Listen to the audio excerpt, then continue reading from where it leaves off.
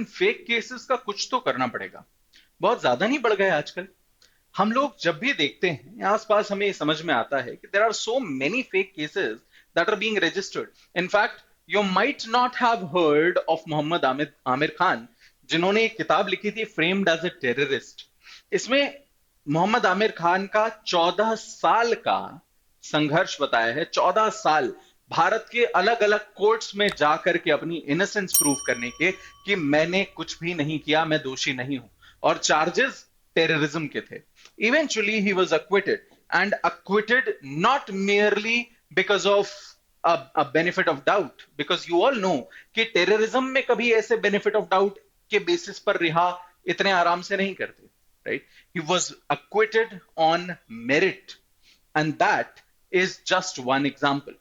ऐसे तमाम एग्जाम्पल हमारे सामने आते हैं। कई बार एक इंसिडेंस जो होता है, उसको पॉलिटिकल रीजन से, सोशल रीजन से, एडमिनिस्ट्रेटिव रीजन से, किसी ना किसी कारण से उसको बहुत ज्यादा तूल दिया जाता है, और उसके कारण वो मुद्दा बहुत बहुत बड़ा हो जाता है। इवेंचुअली कई बार हमें यह भी पता चलता है कि वो मुद्दा असल में था ही नहीं। कुछ मामलों में हम लोगों ने ऐसे रेप केसेस देखे हैं which had become a case of national importance, right? पूरे पूरे भारत के सारे नेता, celebrities, Janata, candle march and what not, and eventually it's found out that the rape did not even happen. Similarly, there have been cases जहां पर sexual assault, eve teasing जैसे आरोपों में लोगों को लिप्त कर दिया जाता है, and it is eventually found out कि ऐसा कुछ भी नहीं हुआ था। They are at the end of the system acquitted. अब प्रॉब्लम यह नहीं है कि सिर्फ फेक केसेस हैं। प्रॉब्लम यह है कि हर केस को चलने में समय लगता है। या तो पुलिस एक फाइनल रिपोर्ट लगा दे। अगर फाइनल रिपोर्ट लग जाती है, पुलिस को ही समझ में आता है कि सबूतों का एकदम अभाव है, और फाइनल रिपोर्ट हम लगा रहे हैं, हम क्लोज कर रहे हैं, तो फिर एक बात अलग है। यह भी बहुत बड़ा नंबर है। Other than this is well, अगर हम कोर्ट से एक्विटल्स की बात करें, तो it will take somewhere around 2 to 4 years। 2 से 4 साल का समय एक व्यक्ति को लगेगा खुद को निर्दोष साबित करने में।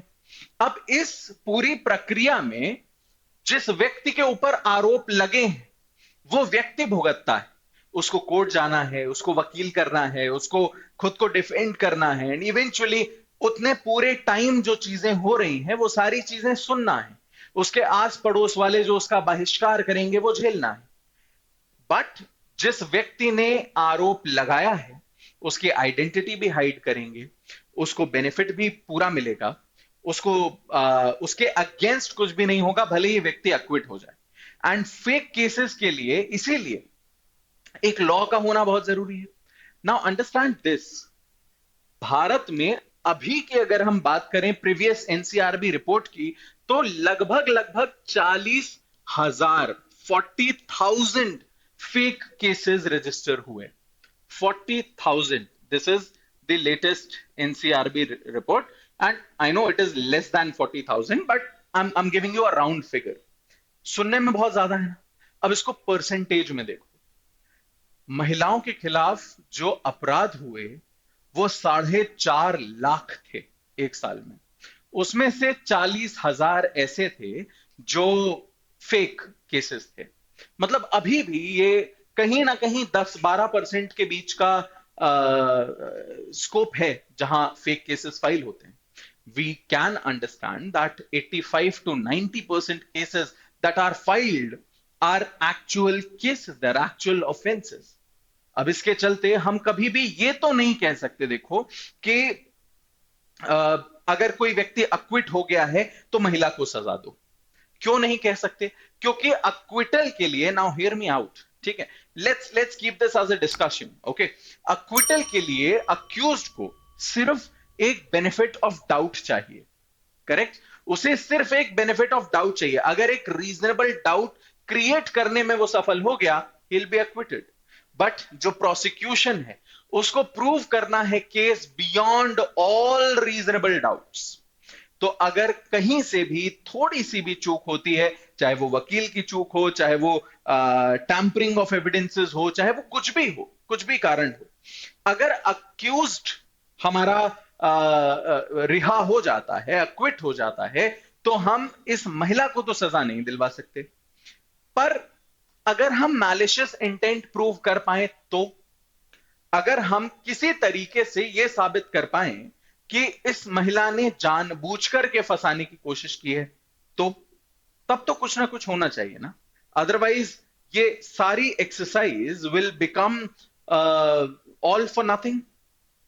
However, a beautiful thing that has recently come up is the Bharatiya Nyaya Sanhita, BNS, which has provisions. अच्छा, पहले भी थे, ऐसा नहीं कि पहले प्रोविजंस नहीं थे, माइंड यू, राइट। पहले आईपीसी में भी प्रोविजंस थे कि अगर आप फॉल्स चार्जेस लगाते हो, फॉल्स स्टेटमेंट देते हो, एफिडेविट पर झूठ बोलते हो, फॉल्स केस लगाते हो, फॉल्स चार्जेस फ्रेम होते हैं, तो इन सारी ही चीजों को एक सेपरेट ऑफेंस आईपीसी भी कंसिडर करता था। बीएनएस ने उसको और स्ट्रिंजेंट किया है, दैट इज ट्रू। हां, लेकिन यहां पर प्रॉब्लम परसिस्ट कि अगर हम इसको बहुत स्ट्रिंजेंटली देखेंगे, तो इन 10% केसेस की वजह से वो 90% केसेस सफर ना करने लगे। इस बीच हम और आप ये भी बात जानते हैं कि इन majority of the cases the matters are not even reported to the police, let alone an investigation being carried, going to the court, etc., etc. मामला कभी पुलिस तक पहुंचता ही नहीं है अधिकांश केसेस में।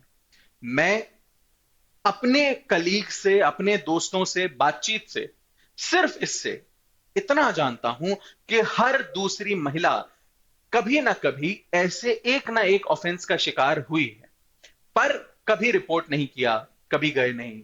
क्यों? क्योंकि कुछ ऐसे सबूत नहीं है, कोई व्यक्ति नहीं है, एटसेट्रा एटसेट्रा।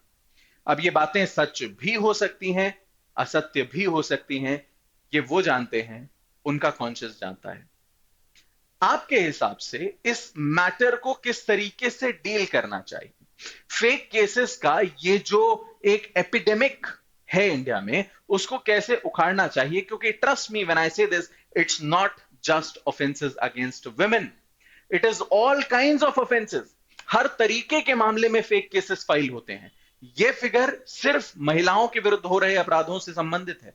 इसके अलावा ऐसे तमाम केसेस हैं जिसमें चोरी, मारापीटी आदि से संबंधित फेक केसेस बहुतायत में फाइल होते हैं। ऐसे में इनसे, इस मेनेस को कर्ब करने के लिए क्या रेमेडीज ली जा सकती हैं? अपने विचार कमेंट्स में जरूर बताइएगा। Keep this discussion going. Thank you so much.